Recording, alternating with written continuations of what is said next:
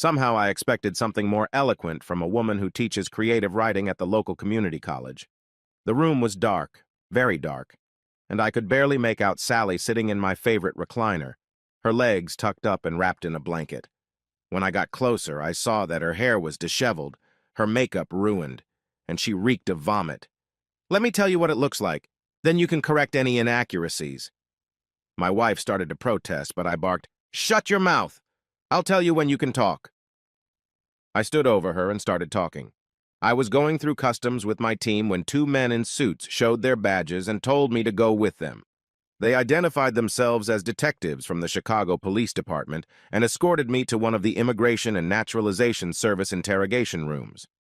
The older one followed me inside and closed the door. The room was empty except for a single chair. He said, "Have a seat," then asked, "Where were you at 12 o'clock this afternoon?"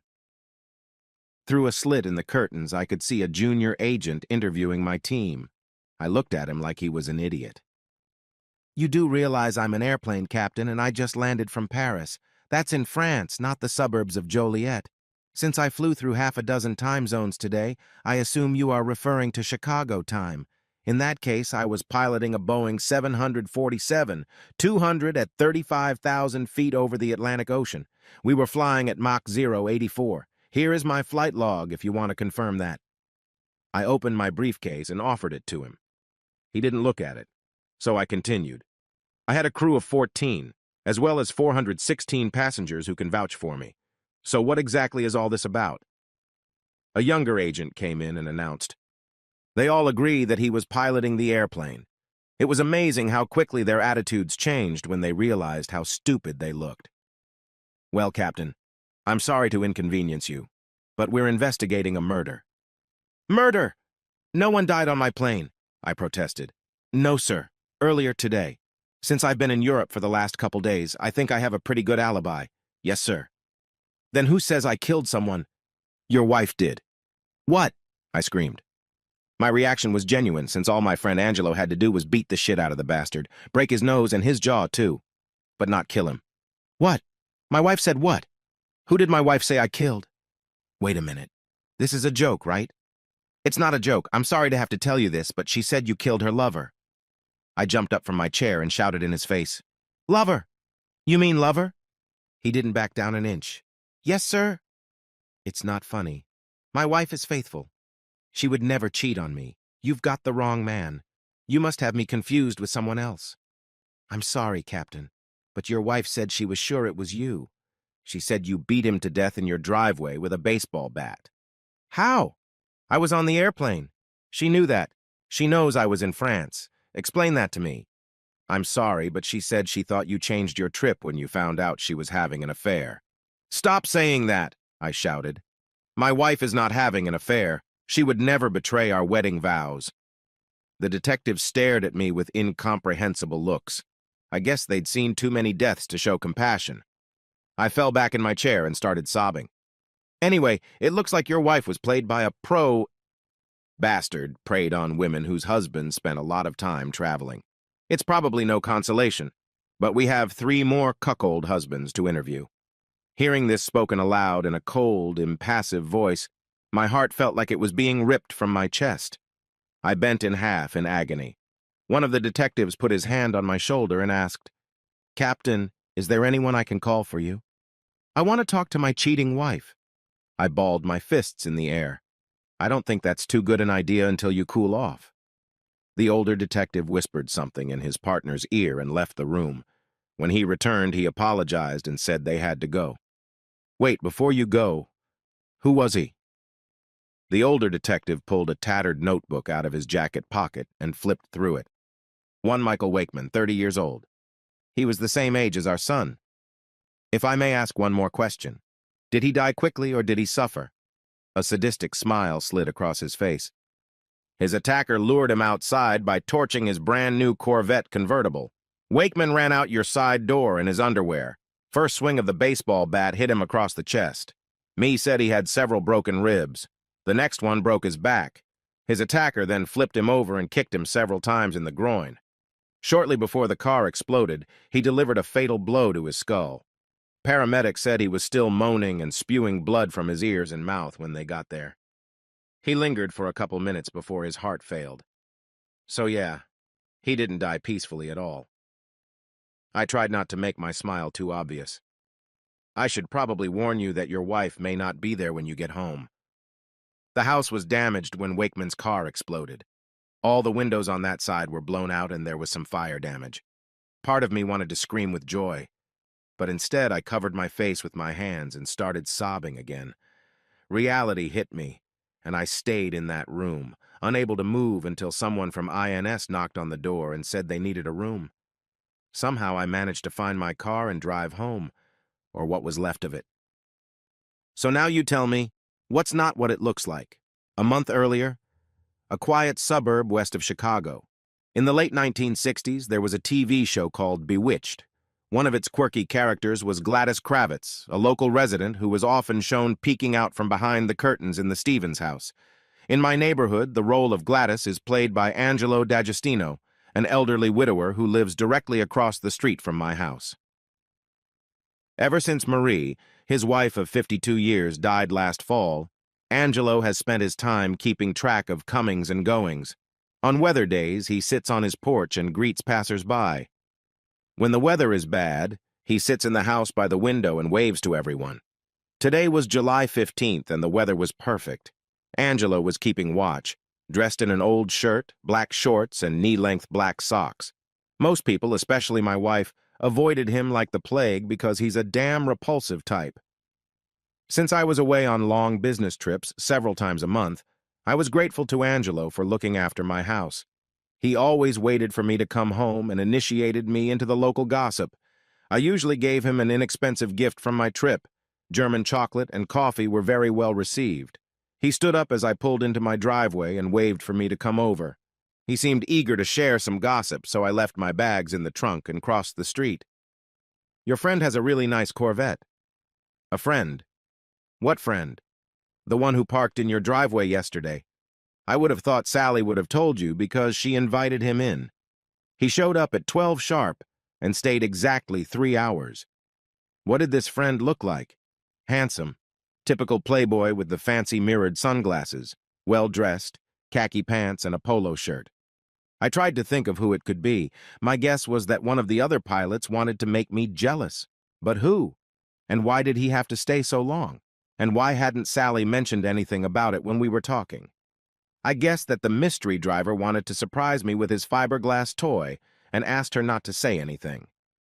I was in our bedroom unpacking my bags when Sally came home from the store. She ran up the stairs and hugged me, almost knocking me down. "How's my lover boy?" To say it was a much warmer greeting than I usually received would be putting it mildly. Soon we were engulfed in passion, and all thoughts of mysterious cars were forgotten. We spent the rest of the week as newlyweds. Sally was the perfect wife and lover, and when we went out to dinner, she wore one of the outfits I had bought, which she called inappropriate for a 48-year-old woman. She was even wearing nylon stockings and garters, I discovered, which she wasn't wearing when she got out of the car.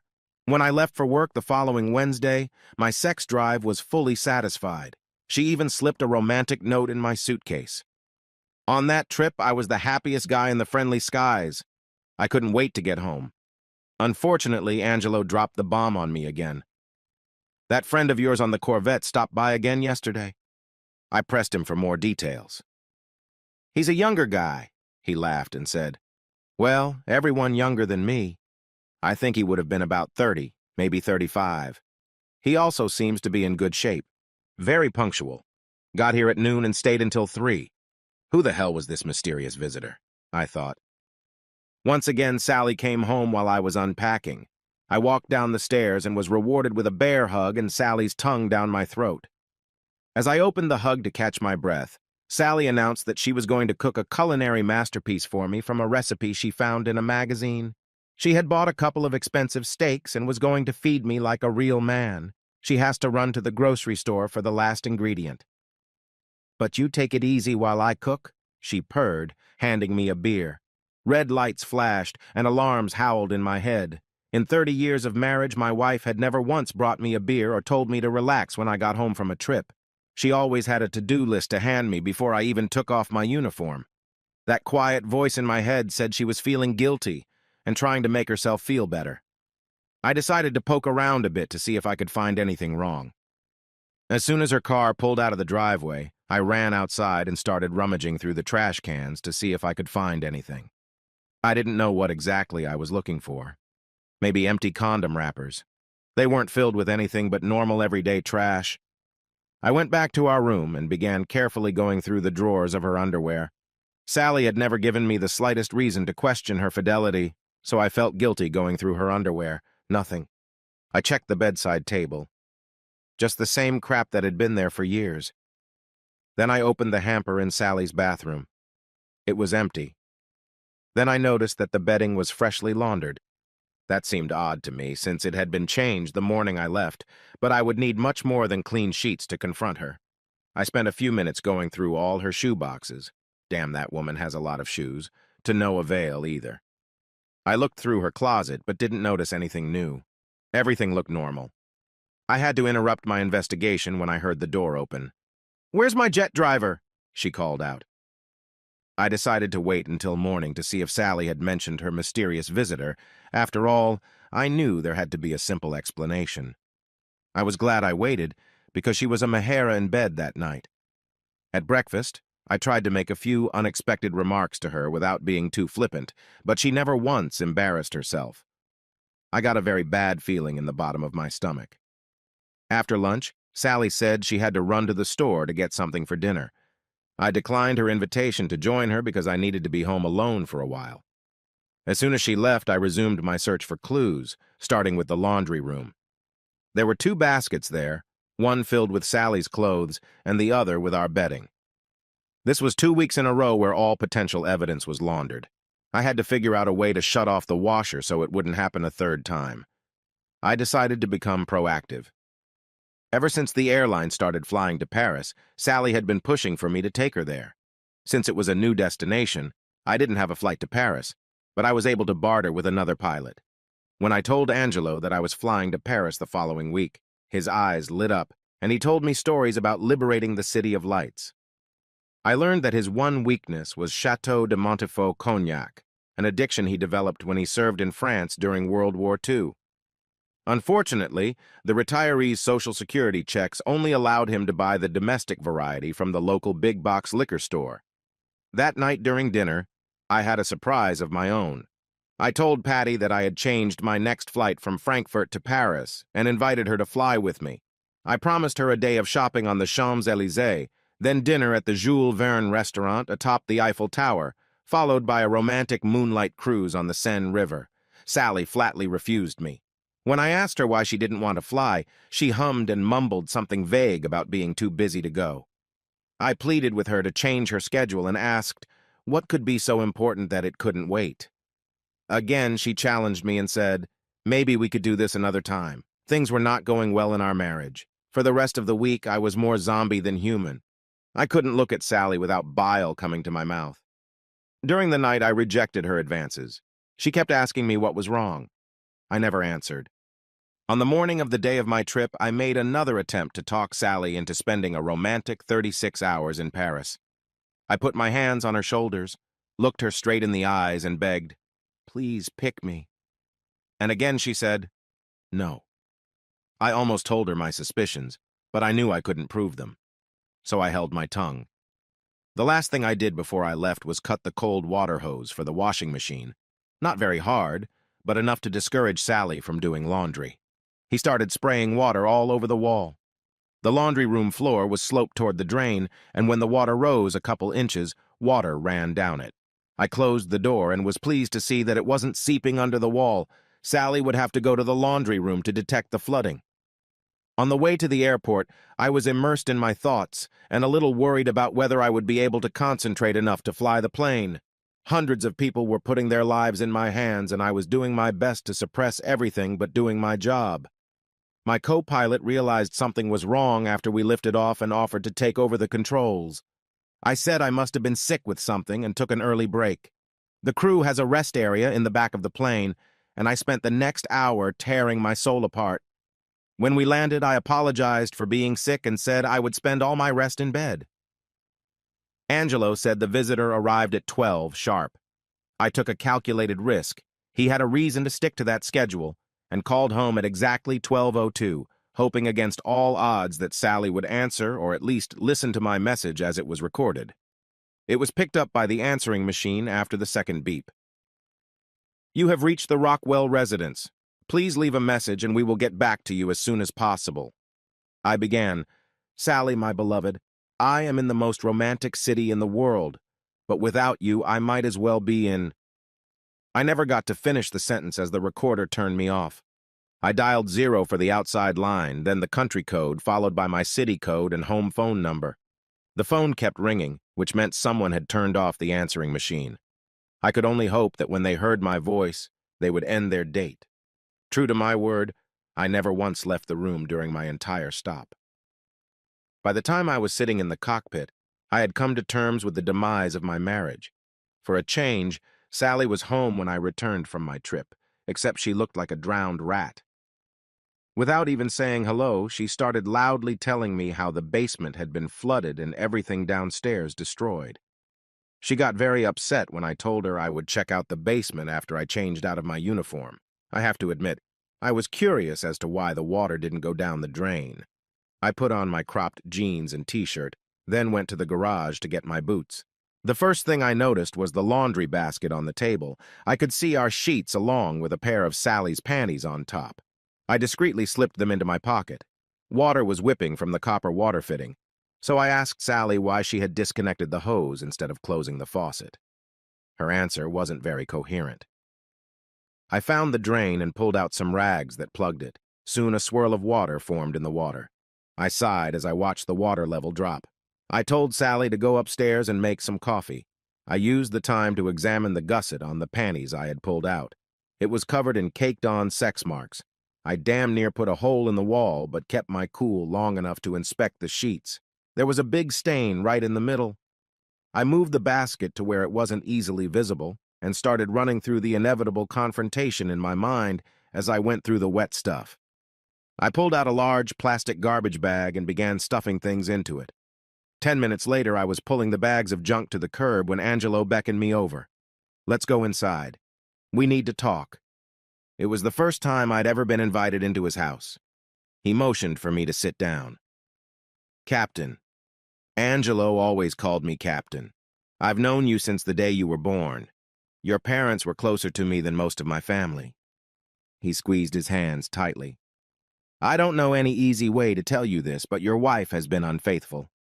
When the man in the red Corvette arrived yesterday, I crossed the street and looked in your living room window. I'm sorry to tell you this, but they were kissing, undressing each other.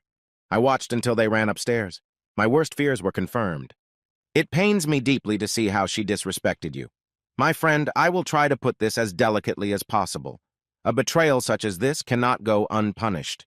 I have, shall we say, connections with a group of individuals who operate outside the law. Some of these people have been indebted to me since we were in business together many years ago. My friend, all you have to do is say the word, and that son of a bitch will never bother your wife again. I swear on the eyes of my grandchildren that no one will lay a finger on her, but she will learn her lesson." I remembered muttering something like, "Thank you, but I'm afraid it's too late." Angelo took my hands in his and said, "But it's not too late to keep her from hurting you again." I turned and nodded my head. "Do it." We spent a few minutes discussing my schedule so I wouldn't be around when justice was served. I was a blur as I made my way back to my house. Later that night, I remembered that the bottle of cognac I had bought was still in my car. I was still riddled with excitement from our earlier conversation and wondered relentlessly if he was serious. I left the box on Angelo's porch, rang his doorbell, and then hurried back to my house so I wouldn't have to talk to him again. It was dark outside when I rounded the last corner in front of my house. Traffic was stopped by a police car blocking the road. An officer came up and said, "Excuse me, sir, but only locals are allowed inside." I pulled out my wallet and handed the officer my driver's license. He looked at the address, then at the name. His face changed to an awkward, embarrassed expression. "I'm sorry, Mr. Rockwell." I could see people standing on the lawns in front of their houses pointing at me as I drove by, some waving at me. There were a couple of big TV station trucks parked on the street, and in my driveway, were the remains of a burned-out Corvette, so I had to park a couple doors down from them. As I got closer, one of the reporters noticed my uniform, and I was soon the center of attention with a dozen questions being shouted out at once. The loudest one kept shouting, "Did you kill him?" I raised my hand and began to speak. The flashes blinded me for a moment. Earlier today, the Chicago Police Department informed me that my wife was having an affair and her lover was murdered in my driveway. It happened while I was on an airplane over the Atlantic Ocean. So no, I didn't kill him. But I would like to thank whoever rid society of this piece of human garbage.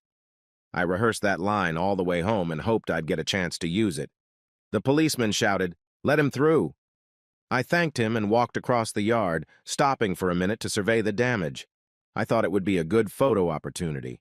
All the windows were blown out and my garage was a burned-out shell. Fortunately, the sturdy brick walls kept the fire from spreading inside the house. I opened the door and stepped inside. So now you tell me, what's not what it looks like? Sally wiped her face with her sleeve. She looked like shit. It wasn't supposed to be like this. That's impossible, I shouted. It was supposed to be you and me against the world. I fell to my knees, sobbing. You destroyed us. You destroyed our family. Our life together. You destroyed everything. Sally didn't answer, but I could hear her struggling for air. Her breathing was like that of an asthmatic who needed an inhaler. Why? I covered my face with my hands and tried to catch my breath. Sally started spewing apologies, swearing she loved me. I don't know why. You're the only man I've ever loved. I'm so sorry I hurt you. I wanted to hurt my wife as much as she hurt me. You knew your buddy was married and his wife was 9 months pregnant. Their child would grow up without a father because of you. Oh, God, no, she screamed. You knew you weren't the only whore he was sleeping with. The detective said they had several other husbands who were suspects. You were just another whore to him. She made a sorrowful sound like I'd never heard from a human being. I swear I was going to break up with him. Today would have been the end of it. I felt so guilty for turning down a trip to Paris. I told her to shut her lying mouth. You felt guilty because you didn't go to Paris? You should have felt guilty for being a cheater. And when exactly were you going to break up? After you screwed him? I know the police found him in his underwear, so don't lie to me. Sally started moaning. I'm so sorry. Please forgive me. Please. I just had the funniest thought. If you really felt guilty about canceling your trip to Paris, you would have broken up with him before you let that bastard into our house for goodbye sex. If you had done that, he would have been murdered in someone else's house, and you would have gone unpunished because I would never have suspected a thing. I would have continued to act like a blissful idiot, thinking my wife was faithful to me. Well, cheater, how many other men have you screwed during our marriage and gotten away with it? I swear to God, he's the only one in the world. Why should I believe you? Sally clutched her stomach and bent in half as if she was going to throw up. I never thought I'd say this, but my mother was right about you. She hated you from the first moment she met you. Do you remember that day? It was 3 months after our graduation, and you came to tell me you missed your period. Mom said you did it on purpose to trap me. But even though she had nothing but contempt for you, she opened her home to you. I can't tell you how many times she slipped me a few dollars because she knew I didn't have a penny in my account. She always made me promise not to tell you she paid for baby food. And when I became a pilot flying night flights, who looked after our son so you could go to college? I always wanted to prove my mom wrong. I was sick of her treating you like an outcast, fawning over my brother's wives. But I always stood up for you because we were a team. We were one. When you became a professor, I glowed with pride at what you had accomplished. That was the first time I saw her proud of what you were doing. Now I thank God she didn't live to see you destroy us. Sally screamed, Oh, God, why? You know my father died when I was barely 12. One night when I was about 15, I asked my mom why she still wore her wedding rings. Before she could answer, I said what only a stupid teenager would say, Mom, you don't look that old. You should go out on a date. She smiled, wrapped her arms around my hands with her own, and said, I can't do that because I'm married. We swore in front of God and all our friends and family to leave everyone else behind. But Daddy is dead. Nothing has changed. Your dad lives in my heart just as much as he did when he lived in our house. And someday we'll be together again. I told her I didn't understand. She just smiled and said she would pray that someday I did. It took me a long time to grow up enough to begin to understand the depth of their love and how their devotion went beyond the grave. I never told you this, but on my first flight, a flight attendant invited me to have a drink with her during our layover. She was stunningly gorgeous, and I was tempted, but only for a moment. I thought of my mom, showed her my engagement ring, and said, I can't do this because I'm married. I can't begin to tell you how many times I've turned down offers like that. Pretty quickly, the rumor spread that I was crazy. I wore that insult like a badge of honor. I let out a long sigh. I'd never seen a more perfect love than my parents had. I used to think we were getting there. And now you've destroyed us. All I have left for you is hate. Sally managed to stop crying long enough to speak. Please, I'll do anything to make it up to you. Anything? Okay, just travel back in time, back to when this playboy started his seduction. I want you to change history. I want you to tell him to fuck off because you're happily married. I want you to tell him that your husband has the most glamorous job in the world and treats you like a queen. I want you to tell him to go home to his pregnant wife. I want you to tell him that if he ever talks to you again, your husband will kick his ass. Can you do that? Sally, sobbing, fell to her knees. She shook her head negatively. I don't think you can do that.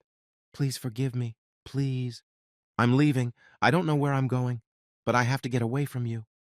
Sally lunged at me and grabbed my ankle. No, please, please, she pleaded. Let me go, or I'll break your fucking arm. She loosened her grip, and I turned and headed for the door. When the door opened, she screamed, He better have killed me too. Sally must have read my mind.